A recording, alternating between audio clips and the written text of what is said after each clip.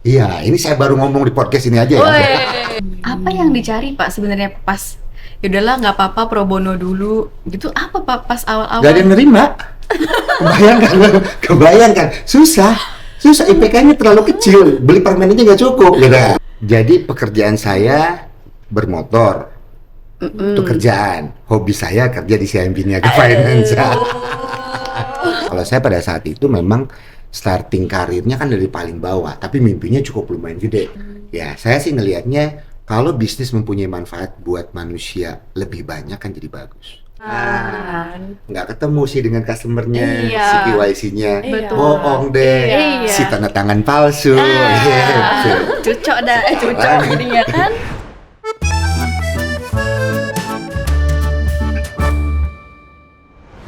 Hai Ibers, jumpa lagi di Roti Manis, ruang obrolan rutin, bermanfaat dan inspiratif. Emang ada yang gak suka roti manis? Gak ada dong Dit, semua suka. Iya dong. Oke, Kembali lagi bersama saya dengan Dita. dan saya Lisa. Kali ini kita mau bawa bintang tamu yang hits banget nih, Al. Keren nggak? Pasti. Oke, yuk kenalan langsung yuk dengan Pak Aris Yeay. dari Sinap Roti Manis. Roti Manis. Apa kabar Dita? Apa minta- kabar Elisa? Apa kabar Yaibers? Aduh. Roti Manis. Roti Manis. Kita minta kedipnya dulu ya. Kedip. Iya. Oke. Gimana kedip? Kedip ke kamera. Ke kamera. Iya, Ibers ya. Kayak Ibers. Jadi harus kedip nih. Iya. Iya Pak, Oke, 1, 2, 3. Iya. saya pusing nih.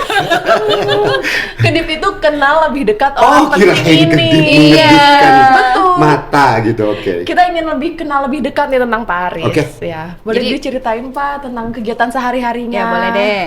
Jadi pekerjaan saya bermotor. Itu kerjaan. Hobi saya kerja di CIMB Niaga Finance. Hobinya kerja, Hobinya kerja. kerjaannya bermotor. Kerjaannya bermotor. Ketebak Jadi mau kan nanya ya? apa? Mau nanya kerjaan, nanya hobi. Dua-duanya kita tanya. Iya. Oke. Oke, Pak, kalau lihat dari perjalanan karirnya Pak Aris nih ya, kan awalnya di CIMB Niaga Pak, terus bisa ke CIMB Niaga Finance tuh gimana ceritanya Pak? Awalnya sih memang saya orang bankers ya, tapi awal dulu pertamanya enggak. Saya justru pertama kali bekerja di Multifinance, di General Pertama Electric. kalinya di Multifinance. Ya, jadi pertama saya kerja tahun 97 di General Electric, GE Capital. GE Capital itu kan perusahaan pembiayaan ya, ya. Jadi bukan bank, non bank. Dari GE Capital sampai dengan tahun 2006 baru masuklah ke dunia perbankan. Saya masuk ke Citibank 4 tahun, masuk ke Bank Permata, masuk ke CIMB Niaga, baru balik lagi Ke ya ke Multifinance. Jadi Multifinance bukan Bukan perusahaan hal baru, ya? perusahaan pembiayaan baru buat saya. Dari pertama saya kerja itu Multifinance. Padahal lama loh Pak, di CIMB Niaga 13 tahun, di Sinaf tuh udah 9 tahunan kali Iya, jadi lebih lama di Sinaf. Lebih happy kan Pak? Pasti karena lama. Gitu. Kalau nggak happy nggak akan lama. Kalau lama berarti happy. Oh, Kalau lama berarti happy. Oke. Iya kan, bener nggak? Bener nggak sih? Betul Bener. dong. Tapi itu emang karena tadi kan lama nih, berarti ngelihat bahwa Sinaf tuh masih ada growingnya bakalan lebih lagi ya Pak? Nggak, lama karena banyak tantangan Oh, dan banyak banyak tantangan. seru-seruan. Ya, Oke. seru. Cerita Jadi, yang serunya dong Pak, kayak apa sih? pertama, bahwa perusahaan pembiayaan itu memang secara konsep kan sebetulnya cukup lumayan menarik ya. Banyak sekali perbedaan dengan perbankan. Ya, perusahaan pembiayaan itu sebetulnya tahun 80 dibikin itu untuk nasabah yang non bankable. Jadi diciptakan tahun 80. Nah, tahun 280 itu namanya leasing. Leasing. Jadi pembiayaan itu baru. Jadi tahun 80 itu kebanyakan leasing dan produknya itu adalah biasanya financial lease. Ya, financial lease. Jadi sewa guna usaha kalau zaman dulu. Alat-alat pabrik, karena Indonesia mau didorong ke perindustrian, zaman Pak Harto dulu dibikinlah itu. Tapi banyak yang produknya itu untuk mesin-mesin pabrik dan lain-lain. Dibikinlah itu dengan namanya leasing. Akadnya sewa guna usaha. Makanya banyak orang nyebutnya leasing. Bertransformasilah menjadi perusahaan pembiayaan. Nah, itu perbedaannya. Kalau leasing kan sewa guna usaha, sewa menyewa akadnya. Kalau perusahaan pembiayaan milik bersama. Nah, itu bedanya. Nggak tahu kan? Kayak lagi belajar sejarah ya. Iya nggak tahu Pak. Kita lagi menyimak sih. Iya, iya, kita gitu. oh, iya. Iya. Nah, makanya dulu itu kendaraan, kalau kendaraan zaman dulu tahun 80-an, 81, 90-an itu biasanya kalau orang kredit leasing itu underlying-nya salah satunya adalah menyiapkan giro atau misalnya biliet ya. Jadi ada biliet sebanyak tenor ya 36 lembar dan lain-lain, sewa guna usaha. Atas nama kepemilikan barang-barangnya itu atas nama kepemilikan si lesornya biasanya. Nah, kalau pembiayaan berbeda, atas nama kendaraannya, atas nama kendaraan si nasabahnya. Tetapi diikat oleh fidusia. Ya, nah itu loh ceritanya lah. Jadi kenapa sangat menarik, karena marketnya sangat menarik. Ya, itu otomotif itu kan menarik. Perekonomian itu salah satu indikatornya dari otomotif. Pada saat otomotif bergerak turun, berarti perekonomian sedang ada masalah. Nah itu kalau Pak Purbaya ngomong begitu tuh. Ya, jadi bisnis Otomotif lagi turun lagi berarti masalah nggak ya? Jadi banyak tantangan Iya. dan dinamikanya cukup lumayan bervariatif, selalu ada saja, itu membuat saya rada betah di Sinaf. Rada dong ya Pak? Sangat betah sekali. Betah. Jadi karena memang dinamikanya cukup lumayan banyak lah. Ilmunya juga banyak ya Pak? Di setiap tantangan dan dinamika yang ada, kan selalu akan ada ilmunya. Nah, karena ini enggak statis dan sangat dinamis, saya melihat banyak sekali opportunity dan learning yang bisa saya dapat dari bisnis ini. Bijaksana Pak. Jangan dong. Kan. Jadi gimana? Terus aja kita. Lanjut dong Pak. Lanjut, oke. Masih banyak nih pertanyaan Pak Aris. Betul. Tapi kalau dari membangun Sinaf nih Pak, kan awalnya mungkin Sinaf nggak seperti sekarang ya, yang udah jadi pemain utama di perusahaan pembiayaan. Itu gimana ya Pak?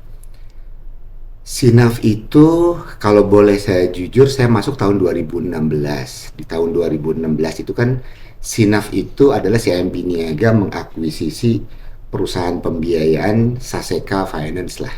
Ya.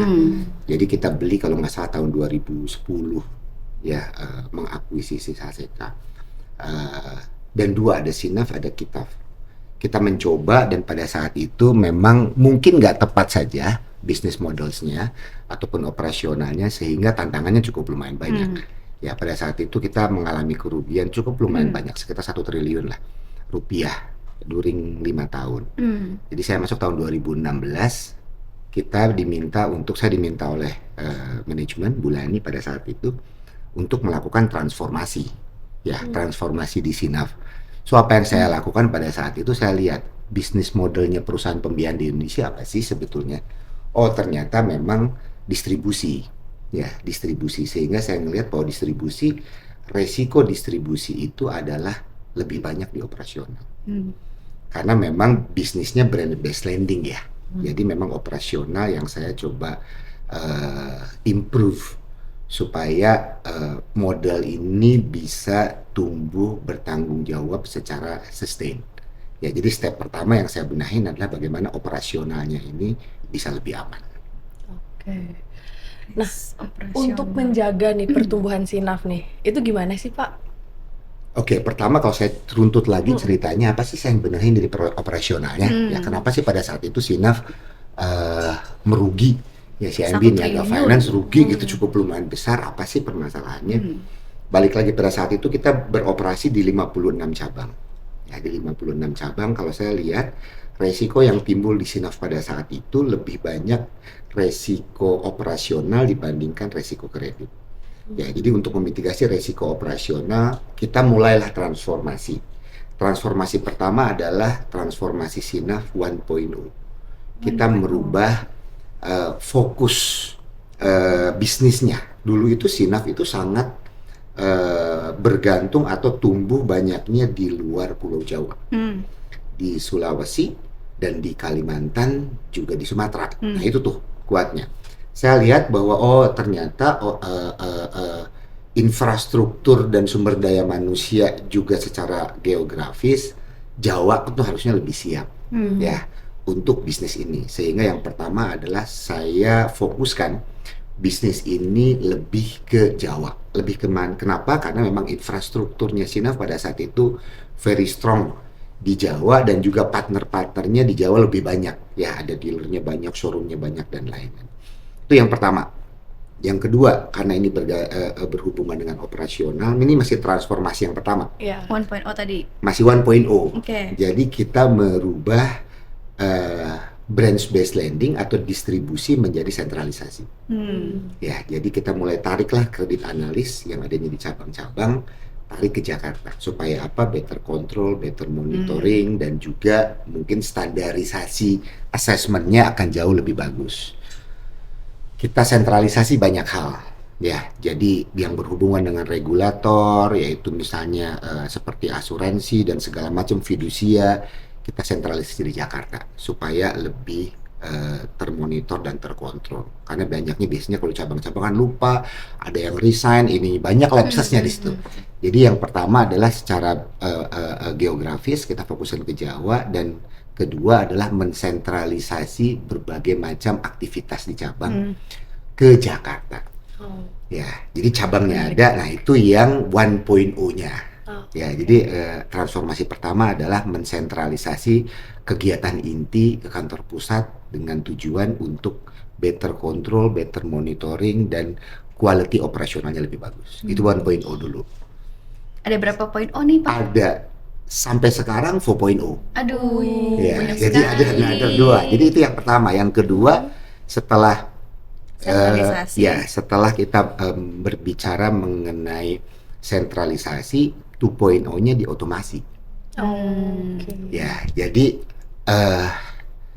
setelah tersentralisasi kan kita mudah mengotomasi kan semuanya, karena memang operasionalnya yang kunci banyak di kantor pusat, Ya. sehingga kita mengotomasi lah. Jadi decision-nya kita otomasi pakai decision engine, lalu reporting dan segala macam monitoringnya kita coba otomasi.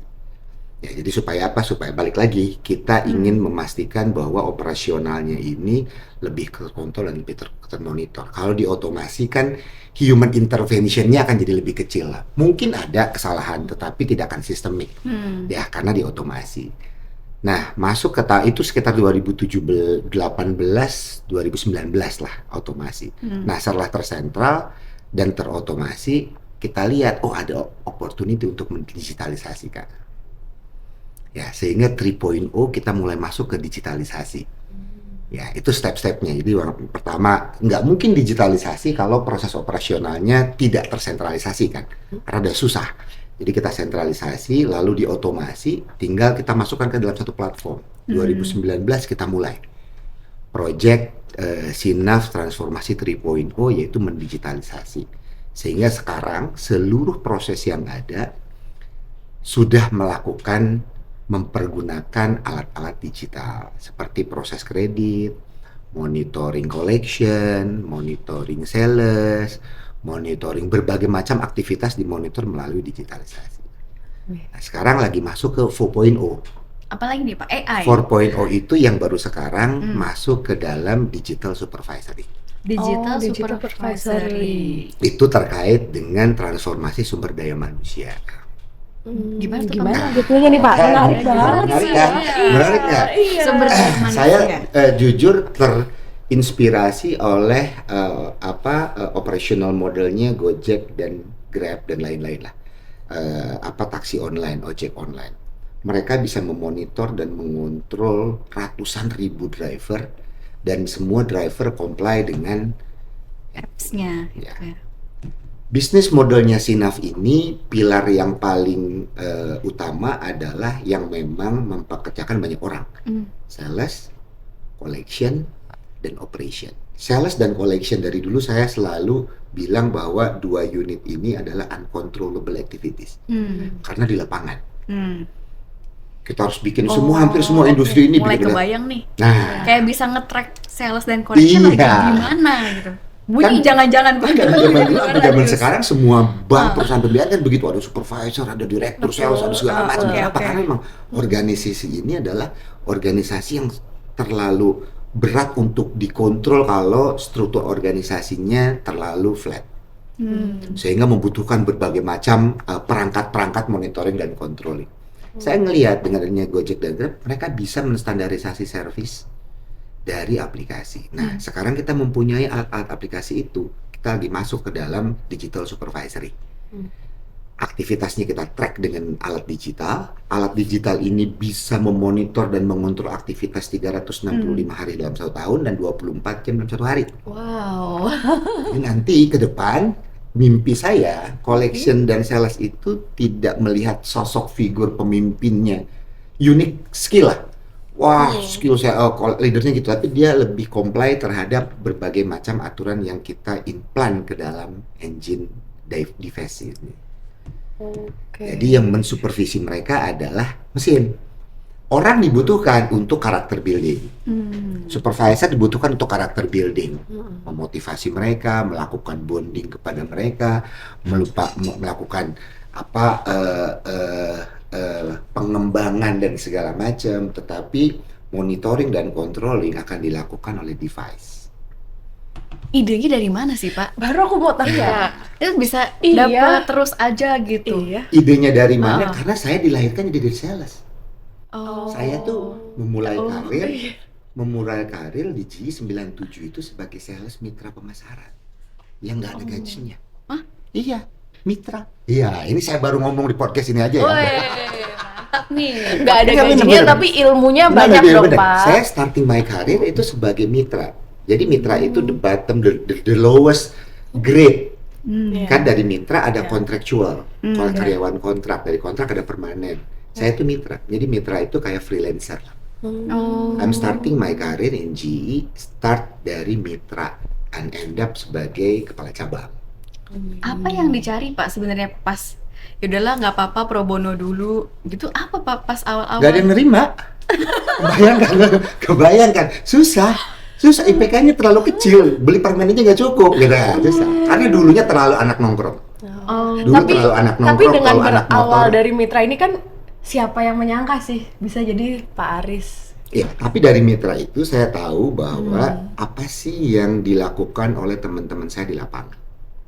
Apa yang ditakutkan, apa yang membuat mereka termotivasi, apa yang membuat mereka akan comply with aturan-aturan yang ada. Karena saya ada di situ, saya lahir dan besar di situ. Jadi I know exactly apa yang mereka bayangkan, apa yang mereka gosipkan, apa yang mereka bicarakan. So I know exactly. That Kesulitannya. use case saya bawa terus sampai ke atas. Jadi memang itu by experience. Saya tahu, oh ini bagaimana begini, begitu, begini. Belum tentu akan berhasil, tapi itu berdasarkan fact finding yang saya dapat pada saat saya di seorang Mantap nih, fact finding, keren. keren ya. Iya.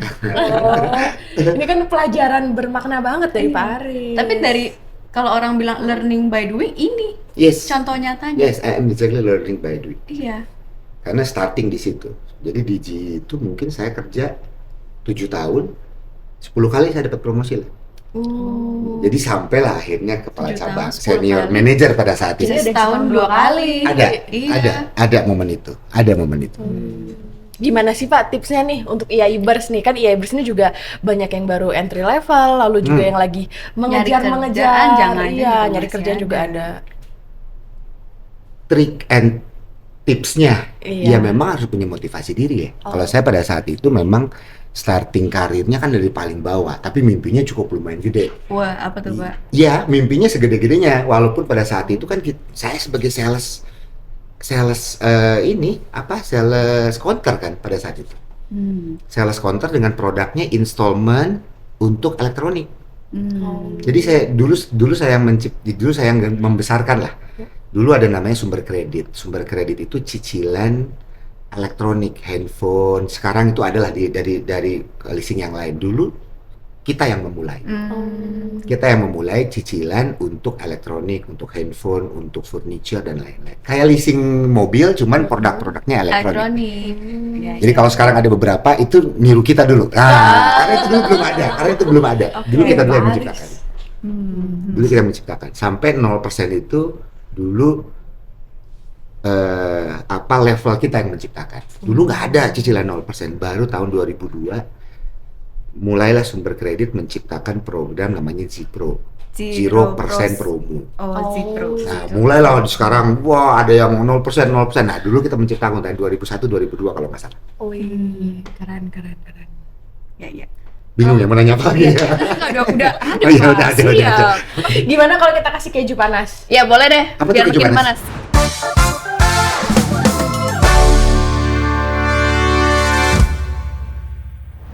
Kejutan pada narasumber. Kita mau kasih kejutan Udah di langsung Mas kejutan Faris. aja nih, Iya, jangan udah kejutan. yang lain lagi. Nanti yakin?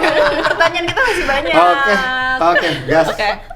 Jadi Pak Aris mesti jawab cepat, spontan dari pernyataan yang akan kita lontarkan. Jawab cepat dan spontan dari pertanyaan yang akan dilontarkan. Oke. Iya. Siapa? Siap. Yuk. High risk high return atau low risk stable return? High risk, high return. Emang diduga begitu. sih. Orang bisnis banget. Sudah diduga. High risk, high return. Pasti lah. Iya dong. Oke. Diawasi auditor internal atau dapat temuan OJK? Diawasi auditor internal. Oh, Kenapa, Pak? Ya, karena sebelum akan lebih bagus daripada setelah kejadian. Pencegahan lebih baik daripada Benar. pengobatan. Jadi jangan bosan-bosan ya sama audit internal. Bukan hanya bosen, justru kita mendorong memperkuat audit internal SINAF kan sebetulnya. Oh, Oke. Ya, saya supaya senang mendengarnya. Oke, yang selanjutnya. ketiga, Pembiayaan otomotif atau pembiayaan multiguna? pembiayaan otomotif atau multiguna. Kalau di OJK otomotif itu multiguna.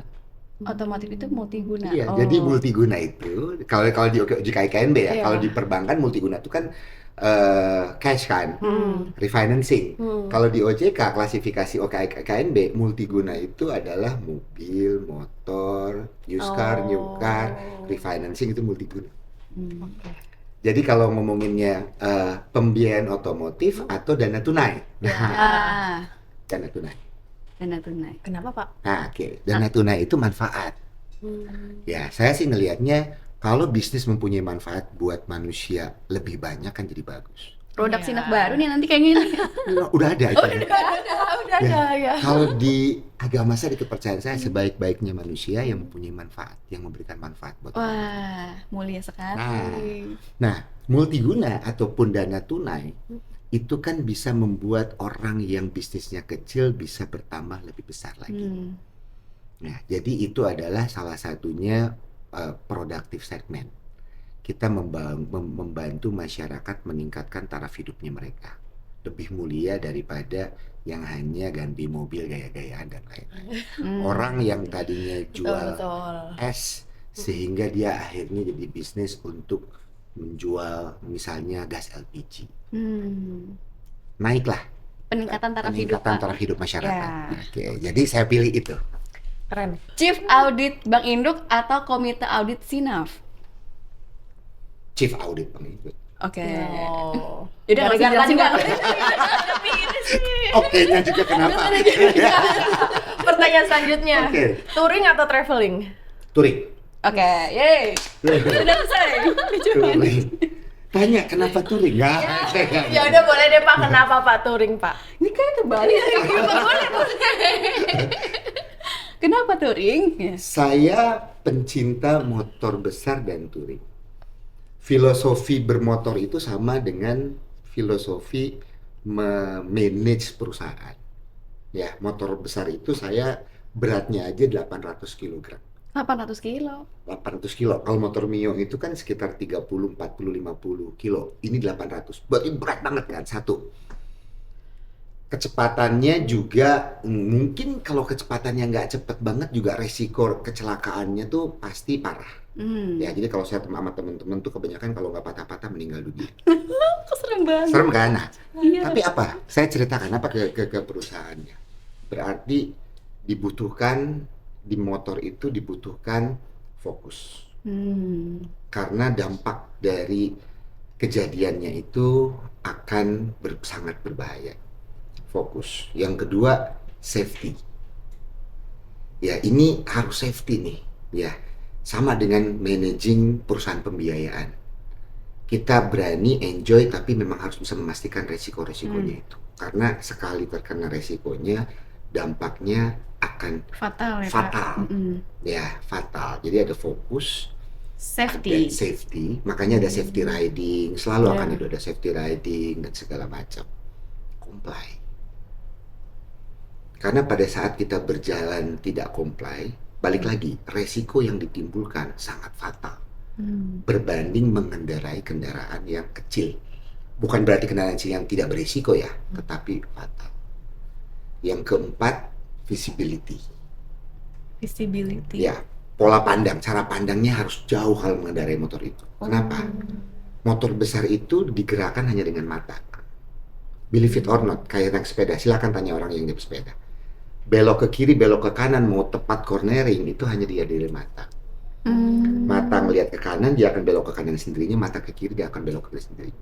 Mau ngetes, cara ngetesnya gini, anak kecil naik sepeda, kamu panggil. Pada saat anaknya balik, si sepeda itu pasti, Oh, Iya. ya bener sih. ya, Ya. itu sama dengan kita menakodai perusahaan. Cara atasannya ataupun pemimpin perusahaan itu memandang ke depan akan menentukan perusahaan ini akan kemana. Kalau kita mempunyai visi, misi yang jauh ke depan, perusahaannya akan ikut sana. Kalau kita visi dan misi pandangannya itu cuman cetek, ya perusahaannya akan jadi gitu. Jadi kalau menurut saya, kendaraan dengan membawa perusahaan itu filosofinya hampir sama. Makanya saya memilih untuk touring. Dan butuh kekuatan kita untuk bisa panjang. Karena touring saya itu kan satu hari itu mungkin bisa di motornya 8 jam, 9 jam. Endurance-nya harus panjang. Sama dengan kerja kan. Kita harus rajin dan segala macam, comply kerja dan panjang. Karena sukses itu nggak bisa dapetin cepat. Nah, ini hampir sama nih, bermotor, kerja hampir sama. Jadi ya itu yang bisa saya apply, itu kenapa saya suka naik motor. Jadi dari hobi Bukan, Dit. Bermotor itu kerja. Oh iya, sorry Tadi ya. yang Kerja. Ya, dan kerja itu menunjang hobi. Iya. Hobi saya bekerja. Nah, Kerjaan saya bermotor. ingat kata pertama tadi yang disebut. Iya, oke. Kayak kakak mus gitu loh. Peraturan kedua, lihat peraturan pertama. Kalau tadi kan di Sinaf ya ada lah ya Pak, pasti ngalamin, aduh aku udah capek banget ya, terserah dah mau gimana. Ada nggak Pak kayak gitu? Kondisi udah ditingkatkan sebagaimana usahanya, tapi kok nggak naik-naik ya labanya atau apanya Pak? Pernah nggak?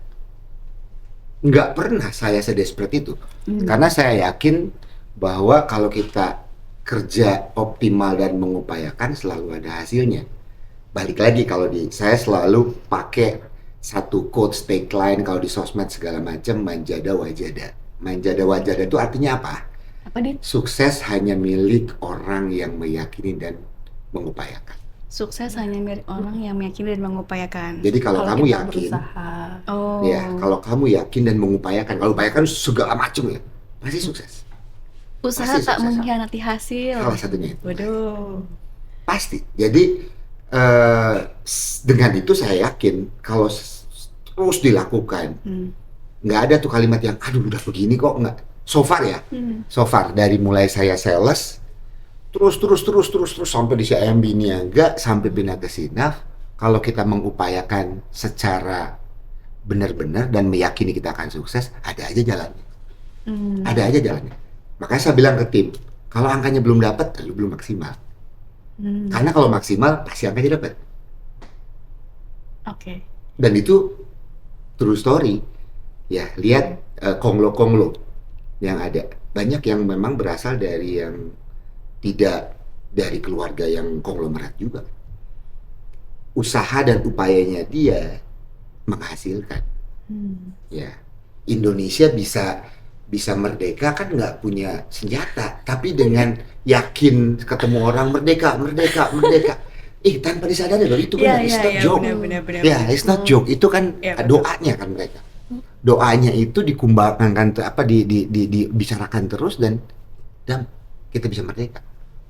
Bener juga. Lawannya dulu Belanda kan pakai senjata ya. Iya, kita cuma pakai bambu runcing. Tapi nggak ada yang bisa ngelawan keyakinan orang Tekad Indonesia ya, Pak? bahwa tekad.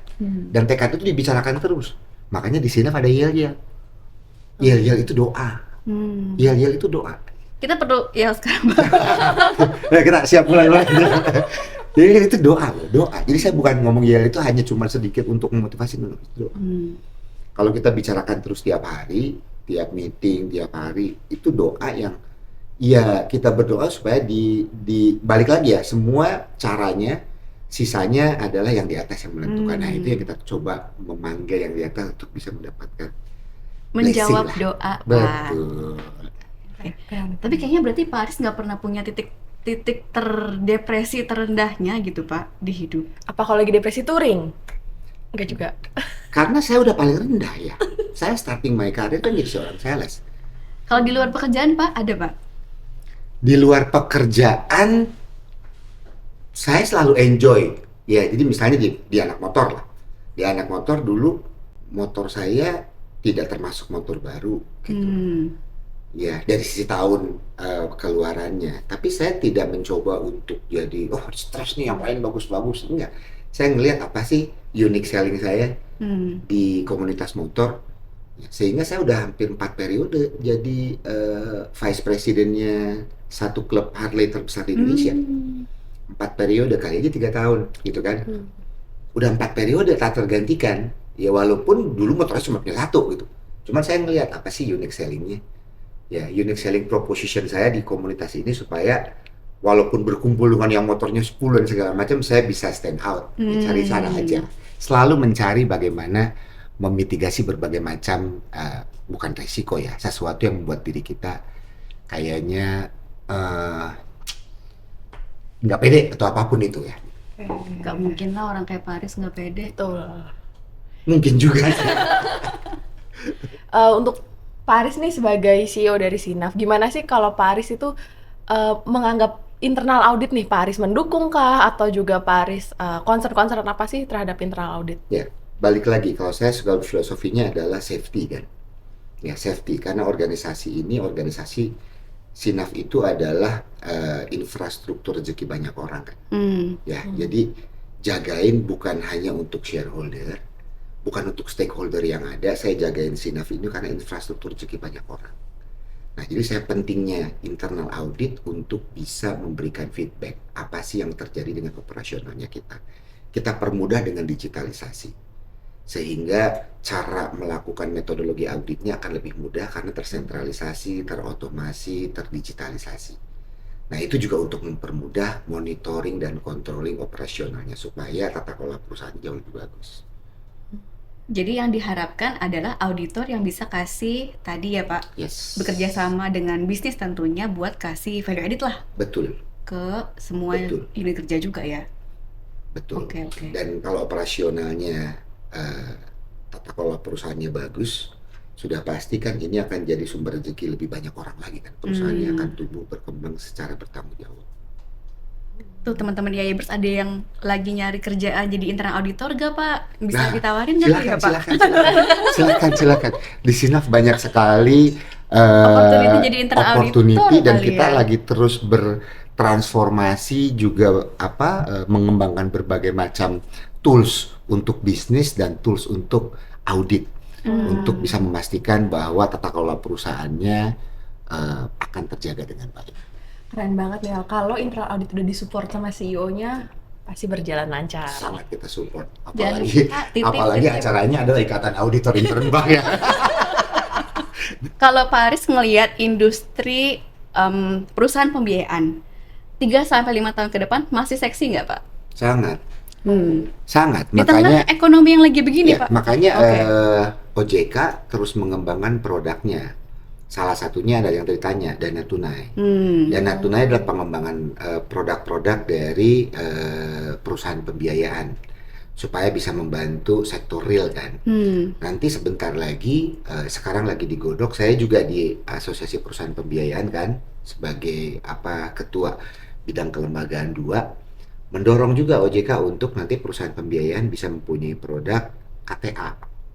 Kalau sekarang kan dengan agunan, kalau nanti tanpa agunan untuk sektor-sektor UMKM. Oh, ini POJK 19 2025 nih. Saya mancing-mancing nih, Neighbors. pertanyaan UMKM belum ada, Oh, kita udah iya. siapin. Ya, jadi itu akan mendorong tuh UMKM kita biayai tanpa agunan sehingga bisa menopang sektor real di Indonesia. Wah, tentunya kedepannya Sinaf bakal punya produk-produk yang inovasi baru lagi nih Pak ya, selain tadi yang UMKM. Ya, jadi Apalagi UMKM nih? sekarang kita ada, tapi basisnya kan agunan kan, agunan kendaraan. Ini yang dana tunai maksudnya. Nah, ini dana tunai kita lagi persiapkan. Kita sedang menunggu POJK-nya. Kalau POJK-nya udah keluar, kan sekarang kita punya emas. Ya, sekarang udah diversifikasi. Makanya si NAF udah bukan auto Finance, Ya, udah Sinaf, Seimi Niaga Finance, Ya. CNF. Jadi kita udah punya produk haji. Ini jualan Oke. dulu ya sedikit ya Ibas ya. Silakan. Jadi begini ya Ibas ya.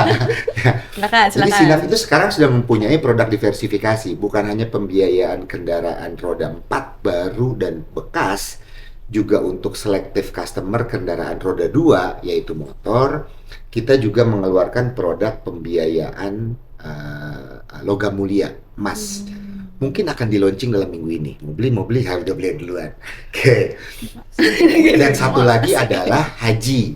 Jadi bagi teman-teman kan Indonesia 80% masyarakatnya adalah muslim.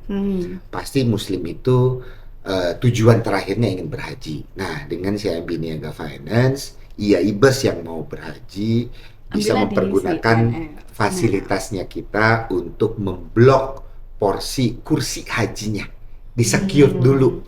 Ya, walaupun nanti berangkatnya 15 tahun lagi atau 17 tahun lagi, tapi dapat di-secure dari kursi. sekarang, betul. Oke. Itu. Nah, nanti insya Allah kalau POJK-nya udah ada, bagian dari diversifikasi produknya yang lainnya adalah produk KTA. Kalau POJK macam keluar. Gitu, habis. Oke deh. Yaudah deh, saya udahan aja deh Pak nanyanya.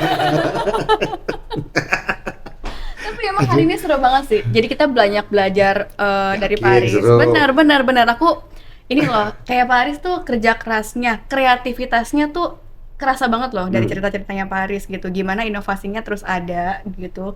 Terus juga tadi mulai dari 1.0 kita sentralisasi, 2.0 kita otomasi, digitalisasi sampai yang terakhir 4.0. supervisi Digital loh. supervisor. Ketahuan loh. Salesnya lagi makan 15 menit Iya. belum jalan gitu. Oh, jangan bikin fiktif nih. Wah. Nggak ketemu sih dengan customernya, Iya. si KYC-nya Betul. bohong deh, Iya. si tanda tangan palsu. Gitu. Cucok jadinya kan. Sekarang Ketahuan. nggak bisa si tanda tangan palsu, nggak bisa si no KYC. Betul. Karena kita yakin bahwa do the right thing at the beginning. The beginning of the business model adalah sales. Jadi kalau salesnya berkualitas, garbage in, garbage out. Quality in akan jadi quality out.